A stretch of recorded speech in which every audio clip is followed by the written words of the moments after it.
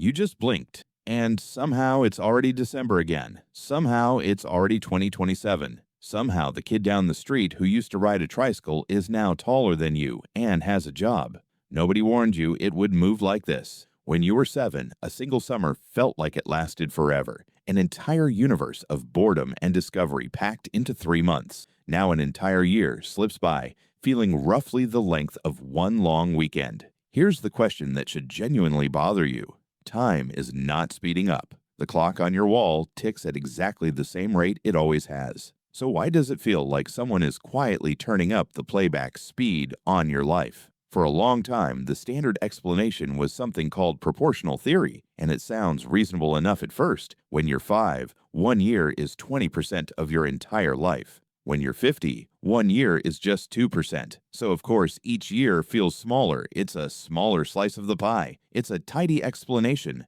It's also, according to more recent research, probably wrong, or at least badly incomplete. Here's the problem with proportional theory. If it were the whole story, your sense of time passing should shift smoothly and gradually, like a dial slowly turning down over your entire life. That's not what actually happens. Most people report a specific, noticeable jump sometime around their mid-20s, where time visibly starts speeding up. Proportional math doesn't predict a jump.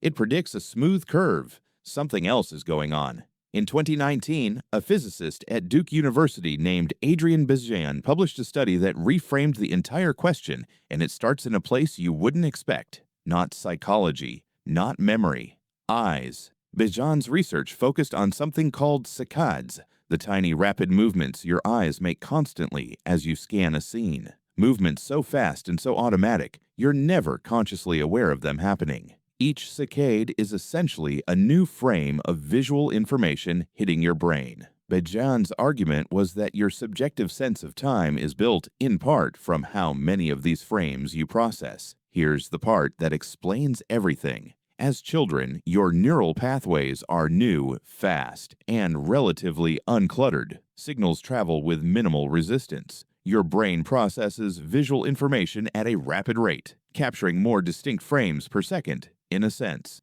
as you age, the physical pathways in your brain accumulate structural complexity. Signals have to travel further, through more branching connections. Processing speed measurably slows down. Fewer frames per second means fewer distinct moments captured. Fewer distinct moments captured means each stretch of real time gets compressed into a smaller, blurrier chunk of felt experience. You're not imagining that time moves faster. Your brain is, quite literally, recording fewer frames of it. Think about what that means for a moment. A 5-year-old crossing a familiar backyard isn't just seeing a backyard. Their brain is capturing it in a rate of detail closer to slow motion. Every blade of grass is new information their visual system hasn't fully modeled yet. You crossing that same backyard as an adult are essentially watching a highlight reel. Your brain has already built the model. It doesn't need to process every blade of grass again. It fills in the gaps from memory and moves on. That's efficient.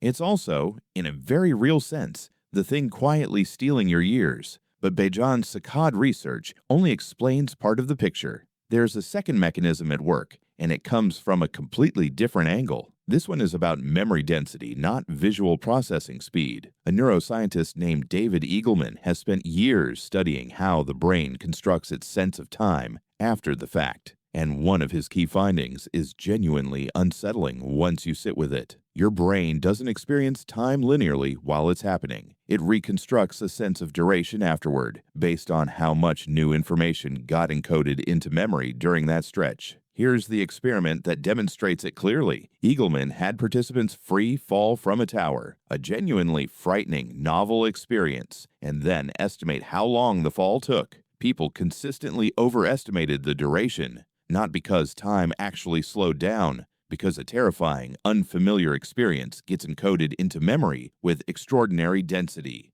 More neurons fire, more detail gets stored, and when your brain later reconstructs how long that fall felt, it measures duration by data volume, not by an internal stopwatch. Dense memory equals a sense of long, stretched-out time. Sparse memory equals a sense of it being over in a blink. Now apply that same logic to an entire adult life. Childhood is packed with firsts. First day of school, first best friend, first heartbreak, first time driving a car. Every one of these gets encoded with enormous detail because your brain has never modeled the experience before and treats it as critically important information worth remembering thoroughly. Adulthood, for most people, is packed with repetition. The same commute, the same grocery store, the same 15-minute stretch of scrolling before bed. Your brain, quite reasonably, decides that repeated familiar information doesn't need dense encoding. Why waste memory resources modeling a hallway you've walked through 4,000 times? So it doesn't.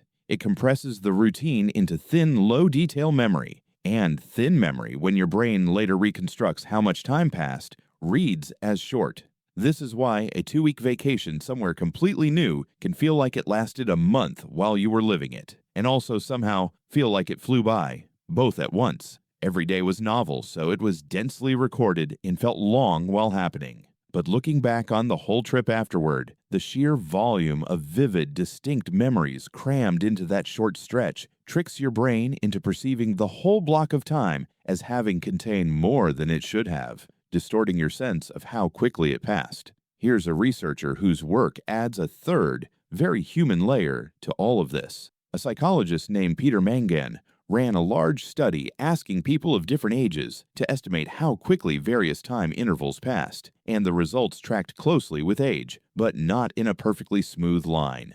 Instead, they clustered. People in their 20s described a distinct before and after moment. Before, time moved at a childhood pace. After, it noticeably sped up and largely stayed at that faster pace for the rest of adult life, rather than continuing to accelerate indefinitely. That clustering matters because it lines up almost perfectly with a specific life transition most people go through in their 20s. The end of formal novelty. School, for all its frustrations, is a structured machine that force-feeds you new experiences on a predictable schedule. New grade, new teacher, new subject, new social dynamic every single September. Once that structure ends, once you enter a stable job, a stable routine, a stable set of relationships, the machine that used to guarantee a constant stream of first-time experiences simply switches off. Nobody replaces it. The novelty has to be generated voluntarily from that point forward,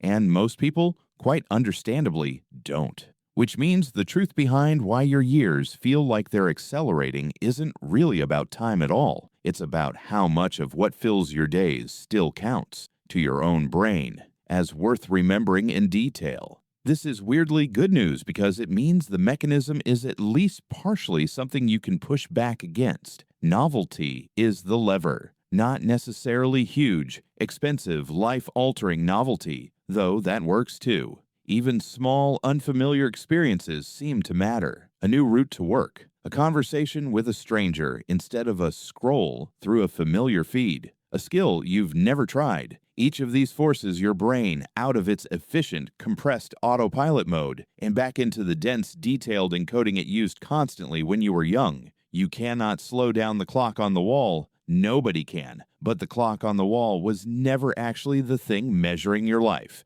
Your memory was. And memory, it turns out, isn't neutral about what it decides to keep. So here's the strange, almost hopeful twist hiding inside all of this research. The reason this year felt like it vanished in a blur isn't that you're getting older. It's that very little of it felt new enough to your brain to bother writing down in detail. Which means the opposite is also true. The years that feel long, the ones you'll still be able to walk through in vivid detail decades from now, are simply the ones where you gave your brain enough new information to actually notice it was happening. You just blinked, and somehow it's already December again. Maybe the question was never why time speeds up. Maybe it's just this. What did you actually give your brain to remember this year?